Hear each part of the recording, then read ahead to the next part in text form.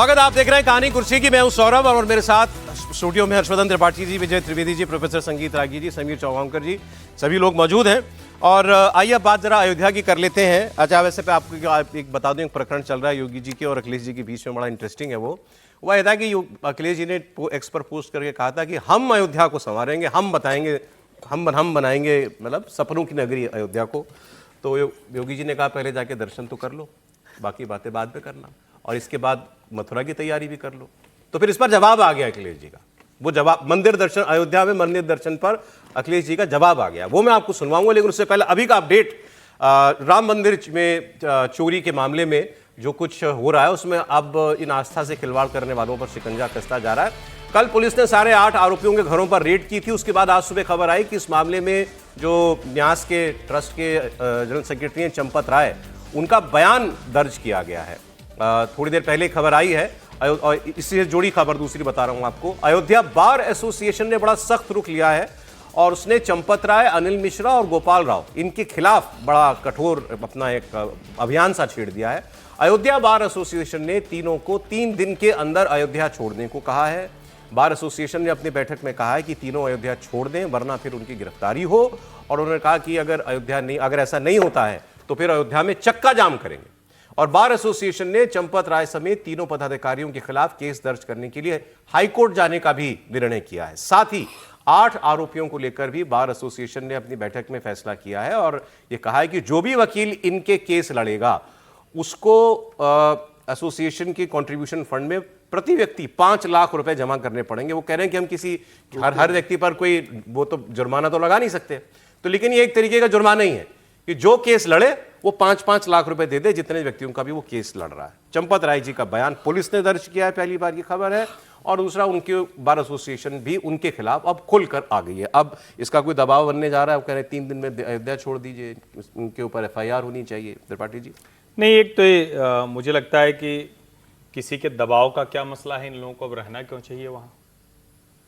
चंपत राय जी और बाकी लोगों को, चंपत राय जी और अनिल मिश्रा को, इनको रहना क्यों चाहिए वहां?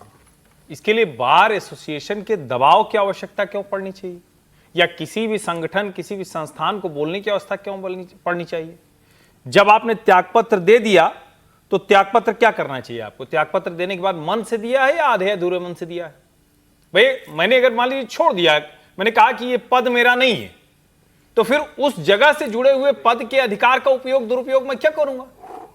किसी भी स्थिति में अब चंपत जी को और अनिल मिश्रा को क्यों वहां होना चाहिए? तो पहला पक्ष तो ये हुआ। दूसरा, क्या बार एसोसिएशन के दबाव से कोई दबाव बनेगा? मुझे लगता है अब थोड़ा मामला पॉलिटिकल हो गया, और बार एसोसिएशन में हो सकता है, मैं नहीं जानता हूं कि क्या कैसे वो वहां चीजें चलती हैं, क्योंकि वहां के बार का मुझे अनुमान नहीं है, लेकिन बार में अक्सर होता क्या है कि 2 समूह होते हैं। प्रतिवर्ष बार का चुनाव होता है, चुनाव में समर्थन लोग करते हैं, कोई हारता है कोई जीतता है, तो ये पूरी तरह से उसकी वजह से, जिसको कहते हैं ना कि डायरेक्शन जो चलता है उस पॉलिटिक्स की वजह से चलता है। लेकिन हां, मैं बार एसोसिएशन की इस मांग से सहमत हूं कि उन लोगों को मंदिर परिसर में नहीं होना चाहिए। ये चक्का जाम होगा, मैं कह रहा हूं कि अब हंगामा होगा क्या? मेरा सवाल ये है। तो समीर जी, नहीं, अयोध्या में हंगामा होगा क्या अब इस मुद्दे पर? अब होना ही जिस तरीके से बार एसोसिएशन ने कहा है, लेकिन अब अयोध्या के राम मंदिर में तो राम राज्य था। अब ये बार काउंसिल के मेंबर क्या राम राज्य वाले हैं? सब राम से जैसे चरित्रवान है। कभी क्या इन्होंने फैसला लिया था कि किसी लड़की के ऊपर तेजाब फेंका गया, उसका केस नहीं लड़ेंगे, किसी बलात्कारी का केस नहीं लड़ेंगे, किसी का मर्डर हो गया उसका हम केस, सारे अनैतिक काम जो करते हैं उनका केस तो आप खुलकर लड़के पैसे लेते हो।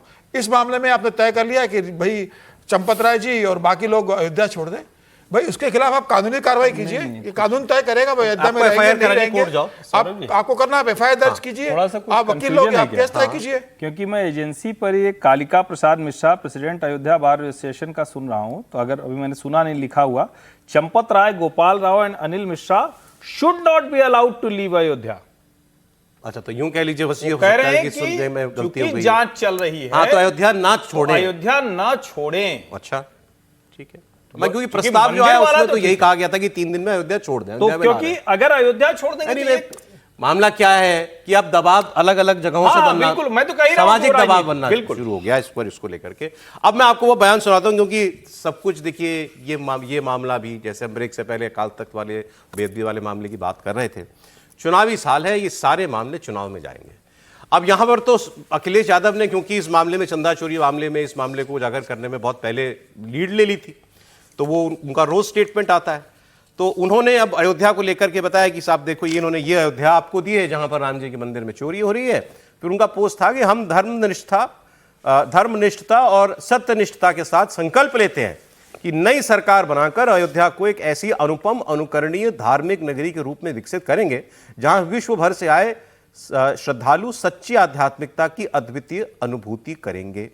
इससे अयोध्या वासियों के भी परंपरागत गौरवभान और अधिकारों को पुनः स्थापित करेंगे। ये बात उन्होंने कही और उन्होंने कहा कि हम सियाराम धाम के रूप से अयोध्या को पुनर्स्थापित और पल्लवित करेंगे। तो इस पर योगी जी का बयान था, कल का है। उन्होंने कहा आप पहले मंदिर दर्शन करने जाओ, फिर करो ये सारी बातें। आप पश्चाताप करो, अभी तक आप मंदिर नहीं गए हैं, पहले मंदिर जाइए। और हाँ, ये बात अयोध्या पे ही रुकेगी। फिर इसके बाद मथुरा में भी इंतजार हो रहा है, कृष्ण कन्हैया वहां इंतजार कर रहे हैं मुक्ति का। तो अब आपको फिर उस काम में भी साथ देना पड़ेगा हमारा। सुनिए। अखिलेश जी, अयोध्या को तो राम भक्तों ने सजा और संवार दिया है, आप उसकी चिंता मत करिए, पश्चाताप करिए, एक बार रामलला का दर्शन कर लीजिए, कम से कम इसी से और सद्बुद्धि आएगी। और अब तैयारी करिए कि हम कृष्ण कन्हैया के लिए भी कुछ कर सकें। अब मथुरा की बात करिए। अगर सचमुच अपने को धार्मिक कहलाने का प्रयास कर रहे हो तो मथुरा वृंदावन पे खुल करके बोल दीजिए, श्री कृष्ण जन्मभूमि पर खुल करके बोल दीजिए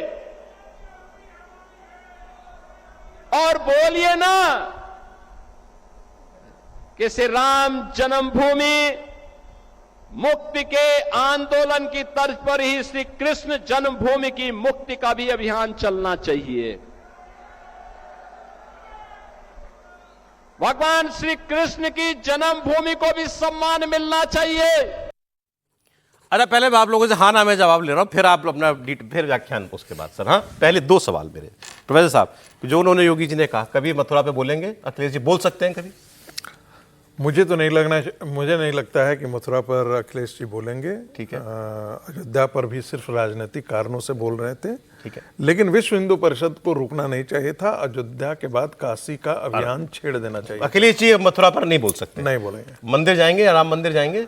राम मंदिर जा सकते हैं, चुनाव से पहले जरूर हो जाने की कोशिश करेंगे। ठीक है।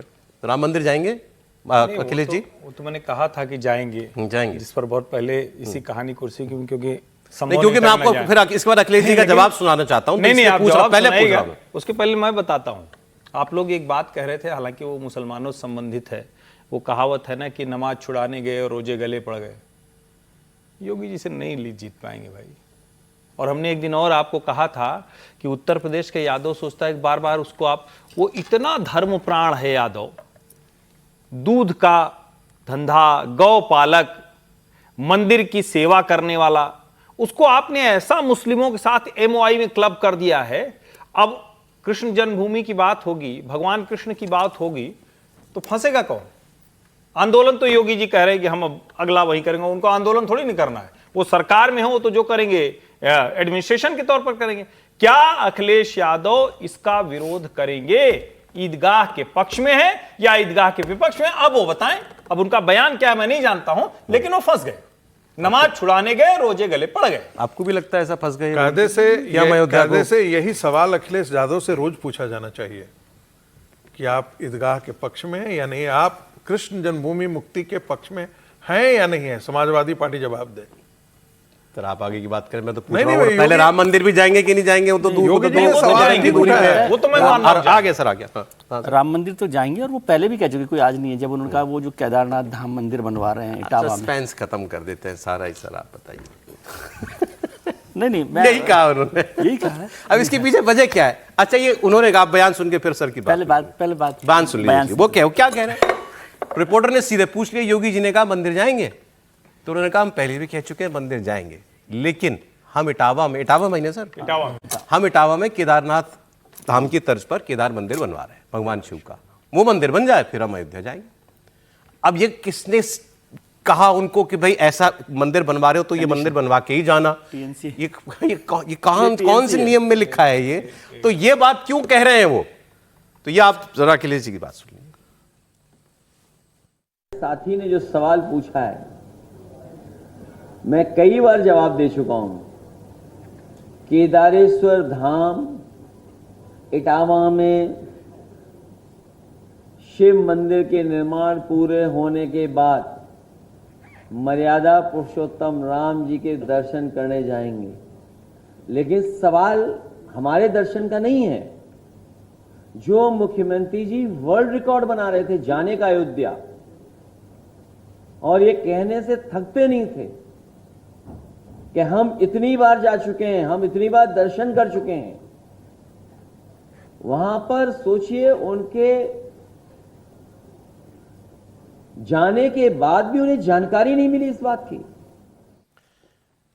अच्छा, मेरे हिसाब से तो अखिलेश जी की सफाई में भी फंसाई है। अब कोई पूछ लेगा भाई अब इतनी सी बात है आप मंदिर नहीं जा रहे, हर बार हर आदमी आप पूछ लेता है, रिपोर्टर पूछ लेता है, योगी बीजेपी वाले पूछ लेते हैं, आप 2 कदम की दूरी पर रहते हो, चले जाओ जाके मंदिर दर्शन कर, क्या इसमें प्रॉब्लम क्या है? अब वो कह रहे हैं मैं अब पहले मैं अपना मंदिर बनाऊंगा उसके बाद में जाऊंगा। सर ठीक है, ये तो पार्ट ऑफ पॉलिटिक्स है। पहले उनको लग रहा था कि उसके खिलाफ चल के कैसे जा सकते हैं, अब फिर से चुनाव आ रहे हैं तो लगता है कि अब तो जाना ही पड़ेगा। MP भी वहाँ पर अयोध्या नरेश ही हैं उनके, तो जिनको वो लेकर साथ बैठते हैं, तो मुझे लग रहा है कि वो वहाँ तो अब जाएंगे, उससे दूर रहना नहीं चाहते कि कहीं उससे एक बखेड़ा खड़ा हो। और अब जब राम मंदिर को लेकर थोड़ी सी सरकार और विश्व हिंदू परिषद और संघ फंसा है, तो वो ज़रूर जाकर कुछ एक नया अपना जगह बनाएंगे, क्योंकि उनको एक स्पेस मिल रही है, उस स्पेस पर वो काम करेंगे, मुझे ऐसा लगता है। लेकिन उनके जाने नहीं जाने से उनके वोट बैंक में मुझे कोई फ़र्क लगता हो, ऐसा नहीं लगता है कि उनका वोट बैंक जो है उनके राम मंदिर जाने से कोई बड़ा होने वाला वो तो नहीं है। तो फिर वही सवाल को इतना बड़ा क्यों बनने देना है? हुआ है नहीं, वो तो चले जाएंगे, तो इसमें क्या है? उनको जब लगेगा, जब मैं कह रहा हूँ कि उनको कोई फर्क ही नहीं पड़ा, वो नहीं भी जाएंगे तब भी उनको उतना ही वोट मिलना है, जब जाएंगे तब भी मिलना है। और वो तो छोड़िए उनकी बात, तो जो लोग रोज जा रहे थे उनको नहीं मिला वोट वहाँ, तो आप फिर वोट बैंक पॉलिटिक्स अयोध्या पर कर रहे हैं। अभी बात हुई कि आखिर क्या नाम था उनका, अरविंद केजरीवाल साहब के लिए कहा गया कि वो अयोध्या के लिए तीर्थ धाम की यात्रा पर फ्री बस वो करवा रहे थे दिल्ली में जब सरकार में थे। अरे तो वो तो ठीक है, उन्होंने करवाई, वो हार गए। जब राम मंदिर निर्माण कराने वाले हार गए तो ट्रेन में ले जाने से क्या फर्क पड़ रहा है? तो आप कह रहे हैं कि अखिलेश यादव को मालूम है कि इससे मेरी पॉलिटिक्स पर कोई फर्क नहीं पड़ता, मैं जाऊं ना जाऊं। ठीक है, इस पर आप कुछ कहना चाहते हैं प्रोफेसर साहब? एक तो मैं ये कह रहा हूं कि कम से कम घर परिवार में बताना चाहिए, हिंदू को ये बहुत अच्छे से पता होता है कि मंदिर प्राइवेट प्रॉपर्टी नहीं होती है। अगर कोई मंदिर कोई कहता है कि हम अपने से बनवा दे रहे हैं, तो जरा अपने गांव घर में पता कीजिए, किसी बड़े आदमी का दिमाग खराब हुआ, उसने कहा हमारा मंदिर, वहाँ लोग जाना ही बंद कर देते हैं। वो मंदिर पूरी तरह से भुतहा हो जाता है, अभिशप्त हो जाता है। मंदिर का मतलब ही है समाज के योगदान से प्रभु की आस्था में समर्पण, और इसीलिए हमारा मंदिर बन जाएगा तो तब मैं वहां जाऊंगा, ये तो भावना ही गलत है। दूसरा, मैं थोड़ा सा विजय जी से असहमत हूं। उनको इधर क्या मिलेगा, ये ठीक बात है, यहां मैं सहमत हूं विजय जी से। उधर वाला लहराएगा क्या सौरभ जी? जी जी, उधर वाला लहराएगा। अरे लीजिए, बाबरी तोड़ के मरा है, वहां जा रहे हैं, जिस बाबरी के लिए उनके पिताजी ने गोलियां चला दी थी कार सेवकों पर। तो क्या आपको नहीं लगता कि उसको ये बात नहीं समझ में आ रही होगी जो बात हम लोग कर रहे हैं इतनी जोर जोर से? वो नहीं सुनेगा कि बाबरी तोड़कर बनाए गए राम पर, जहां अरविंद जी की नानी के राम नहीं रहते हैं, वहां पर वो जा रहे हैं। तो क्या उसको नहीं समझ में आएगा क्या? और अभी तो चुनाव जब हाई पिच पे जाएगा तो हमारे जो वो वहां वाले हैदराबाद वाले भाईजान, वो भी तो आएंगे ये सब बताने के लिए। हैदराबाद वाले तो वो नहीं बताएंगे क्या? वो तो कहते हैं बाबरी थी, बाबरी है, बाबरी रहेगी, तो उनका तो स्टेटमेंट है। हाँ सर, आप बोलिए, आपका बयान भी सुनिए आपने। आपने सही कहा कि जब अयोध्या में और उत्तर प्रदेश में वो हैदराबाद वाले आएंगे तो मुसलमानों को दोबारा याद दिलाएंगे कि जो राम मंदिर बना है वो तो बाबरी मस्जिद तोड़ करके बना है, और ये जब वक्त आएगा तो हम वहाँ पर दोबारा बाबरी मस्जिद खड़ा करेंगे। ऐसा भी बोलने वाले मुसलमानों ने बोला ही है, ऐसा भी बोलने वाले मौलानाओं ने कहा है। किसी भी मुसलमान से पूछिए, उनको ये बरगलाया गया है, कहा गया है कि वहाँ बाबरी मस्जिद को तोड़ करके वहाँ राम जन्मभूमि बनाया। वो राम के जगह नहीं था, वहां बाबरी मस्जिद थी जहां पर एक मंदिर को खड़ा किया गया है। अब यदि अखिलेश यादव जाते हैं तो उनके लिए दोनों कुआं और खाई वाले जो कहावत है कि इधर जाए तो कुआं उधर जाए तो खाई, यही स्थिति उनके लिए है। यदि वो नहीं जाते हैं तो योगी जी उनके पीछे दौड़ेंगे और पूरे चुनाव दौड़ाते रहेंगे उनको। यदि वो जाते हैं तो मुसलमानों का एक बहुत बड़ा वर्ग है जो ये सवाल उनसे पूछेगा कि वाकई ये सचमुच में हमारे वोट के लिए है क्या। और उत्तर प्रदेश के चुनाव में कई मौलानाओं ने ये आवाज उठाई है।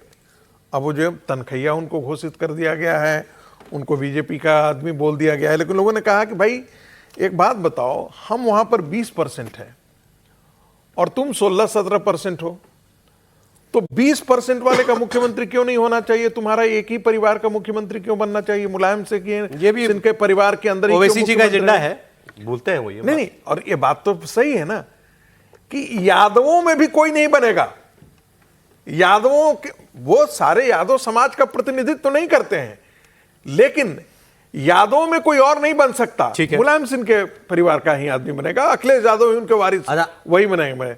तो ये सवाल तो मुसलमानों का जायज वैसे योगी जी, अब हो सकता है ये सवाल भी बार बार पूछे अखिलेश जी से, वैसे वो अब पूरी तरीके से चुनाव के मूड में आ चुके हैं। पूछ रहे होंगे योगी जी। और किन से पूछ रहे हैं? ये जो ईदगाह वाली बात जो है, कृष्ण मंदिर का कार्यक्रम, ये और किन से पूछते हैं सर? सरसंघचालक से, क्योंकि उन्होंने कहा कि भाई इस पर अब नहीं जाना है, तो दोनों से पूछेंगे कि सरसंघचालक से भी और अखिलेश जी से भी। इस पर मैं क्लियर कर दूं, सरसंघचालक जी ने बाद में कहा है कि कानूनी तौर पर हिंदू समाज जाने के लिए स्वतंत्र है। तो कानूनी तौर पर ही हिंदू समाज लड़ रहा है। काशी और मथुरा हम कानूनी तौर पर ही लड़ रहे हैं। अच्छा सर, योगी जी का कुछ आपको ताजा आज के बयान में जो है वो सुना देता हूं। कल अखिलेश यादव को अयोध्या मथुरा को लेकर चुनौती दी, चैलेंज किया। आज अखिलेश यादव पर परिवारवाद का आरोप एक बार फिर लगाया और कहा कि अखिलेश की साइकिल को जनता ने पंचर कर दिया, क्योंकि अगर अखिलेश की साइकिल चलेगी तो सिर्फ दंगा फसाद होगा। सपा को 4 बार प्रदेश में सरकार बनाने का मौका मिला, लेकिन बबुआ, उनको कह रहे हैं बबुआ 12 बजे सोकर उठेंगे तो गरीब की पीड़ा कब सुनेंगे? इनके लिए तो फुर्सत अपने परिवार के अलावा दुनिया के लिए इनके पास कोई फुर्सत है ही नहीं। परिवार तक सीमित रहने वाले लोग समाज का कल्याण नहीं कर सकते, देश का कल्याण नहीं कर सकते। और इसीलिए तो उत्तर प्रदेश की जनता जनार्दन ने इनकी साइकिल को पंचर करके इस लायक बना दिया कि वो चलने ही न पाए, क्योंकि वो साइकिल चलेगी तो दंगा करवाएगी, उपद्रव करवाएगी, कर्फ्यू लगाएगी, गुंडागिर्दी करेगी, बेटी की सुरक्षा में सेंध लगाएगी, व्यापारी के साथ लूटपाट करेगी। हमने इन गरीबों की पीड़ा के साथ अपनी संवेदना को जोड़ा। ये संवेदना समाजवादी पार्टी भी जोड़ सकती थी। 4 बार प्रदेश में शासन करने का अवसर मिला था, लेकिन ये तब सुनते जब बबुआ को समय पे जगने की आदत हो। 12 बजे सो करके उठेंगे, 2 बजे तक तैयार होंगे, फिर 5 बजे जिम चले जाएंगे, तो गरीब की पीड़ा को सुनने की आदत कहां? अब ऐसे बयान आपको रोजाना सुनने को मिलेंगे चुनाव तक। खैर इसमें तो, और वो ये बात कोई पहली बार भी नहीं कह रहे, लेकिन जो उन्होंने कहा कि 4 बार सपा की सरकार बनने की स्थिति आई, तो वो उस पर मुझे बात है कि उनके पिताजी 3 बार मुख्यमंत्री बने, 5 साल की सरकार अखिलेश जी नहीं चलाई। 5 साल पूरी सरकार, ये मौका अखिलेश यादव को ही मिला था, पूर्ण बहुमत की सरकार। बिल्कुल, इसमें कोई दो राय नहीं। बहुमत की सरकार मुलायम सिंह जी के नेतृत्व में बनी थी। वो तो ये भी इसको ध्यान रखिए। वो ठीक है, लेकिन सरकार मतलब कोई अखिलेश 5 साल पूरी चलाई। बिल्कुल चलाई, अपने हिसाब से सरकार चलाई इन्होंने 5 साल को लेकर। अब योगी आदित्यनाथ चुनाव के मूड में आ गए हैं और जिस आक्रामकता के साथ योगी आदित्यनाथ अखिलेश यादव को जवाब दे रहे हैं, प्रश्न पूछ रहे हैं। अखिलेश यादव को लग रहा था कि राम जन्मभूमि में जो चंदा चौड़ावा का जो मामला आया है, उसके बाद योगी आदित्यनाथ बैकफुट पर चले जाएंगे, तमाम तरह के एक्सक्यूज देंगे और उनको मौका मिल जाएगा योगी आदित्यनाथ को घेरने का। लेकिन वो भूल गए कि योगी आदित्यनाथ है। जिस आक्रामकता के साथ योगी आदित्यनाथ ने उन सभी प्रश्नों का जवाब दिया, जिस आक्रामकता के साथ योगी जी ने कहा कि कोई भी बख्शा नहीं जाएगा, दूध का दूध पानी का पानी होगा, FIR दर्ज करवाई, 8 लोगों को गिरफ्तार किया, लगातार इस मामले में जांच चल रही है, तो योगी ने बता दिया कि भाई कोई भी हो, कानून के राज में, मेरे कानून के राज में कोई बच नहीं सकता, ना कोई मेरा अपना है ना कोई पराया है, सबका हिसाब होगा। और जिस तरीके से योगी आदित्यनाथ अखिलेश को जवाब दे रहे हैं, मुझे लग रहा है कि अखिलेश के लिए चुनौती बड़ी है, क्योंकि राम मंदिर के मामले की जब बात आएगी तो कितना भी चंदा चढ़ावा चोरी का मामला सामने आ जाए, जब अखिलेश के सामने योगी आदित्यनाथ खड़े होंगे, एक भगवाधारी, एक हिंदुत्व का प्रचारक, 10 साल का शासन का रहा, तो क्या अखिलेश यादव बनाम योगी होगा, तो क्या जनता योगी पे भरोसा करेगी, अखिलेश पे करेगी? अरे वैसे मैं आपसे एक बात पूछूं, अखिलेश जी ने मुद्दा उठाया, बात ठीक है, लेकिन और मुद्दा बड़ा है, चोरी का है, चोरी साबित हो गई है, इसमें भी कोई अब तो रिकवरी हो रही है, तो ये भी कोई बात नहीं और बहुत बड़ा मामला है, लेकिन क्या इसमें वोट है? मतलब लगता है आपको कि इसमें वोट का पोटेंशियल है इस मुद्दे में अखिलेश जी के लिए? देखिए, एक बात बड़ी स्पष्टता से, और मुझे लगता है कि ये सबको अब समझ में भी आ रहा होगा, ये गलत निशानेबाजी अखिलेश यादव कर रहे हैं और ये तंज करके वो लोगों को याद दिला रहे हैं कि फैजाबाद कैसा था और अब अयोध्या कैसा हो गया है। दोनों का अंतर लोगों को समझ में आ रहा है। वो फैजाबाद जो 700 मीटर में खत्म हो जाता था, हनुमानगढ़ी के अलावा कुछ था नहीं, चाय की दुकान में दूध तब लाना पड़ता था जब ग्राहक आ जाए, कटे फटे किनारे थे, एक ढंग का स्टोर नहीं था, होटल के नाम पे शान अवध था। वो फैजाबाद या ये अयोध्या जिसमें आप वर्ल्ड क्लास हॉस्पिटैलिटी चेन है, दुनिया भर के दूतावास हैं, दुनिया का हर हिंदू संस्था जो थोड़ी भी सक्षम है वो वहां 100 गज 500 गज जमीन चाहती है। दोनों का अंतर बहुत बड़ा है। और एक जरूरी बात, योगी जी तो इसमें कतई शामिल नहीं है, ये तो कोई कह ही नहीं सकता। योगी जी जो लोग चोरी कर रहे हैं उनको दंड देंगे ही देंगे, लोगों को भरोसा। सर शॉर्ट पे सर, लोकसभा चुनाव में अगर संविधान बदलने का नैरेटिव चल सकता है और भारतीय जनता पार्टी 33 सीटों पे आ सकती है, तो ये राम की आस्था का मामला है। अगर गलती से चल गया ये मामला, तो भाजपा कहां जाकर रुकेगी ये कोई नहीं कह सकता। तो आपको लगता है चल भी सकता है? नहीं चलेगा, चलेगा नहीं, आदित्यनाथ है। क्योंकि जो आप कह रहे हैं गलती से चल गया तो लेकिन चलेगा कैसे भाई? योगी आदित्यनाथ की सरकार एक्शन ले रही है, ठीक है, कहीं से कोई ऐसी चीज है नहीं जो छिपाने की दबाने की बात हो रही, तो फंसेंगे कैसे हो?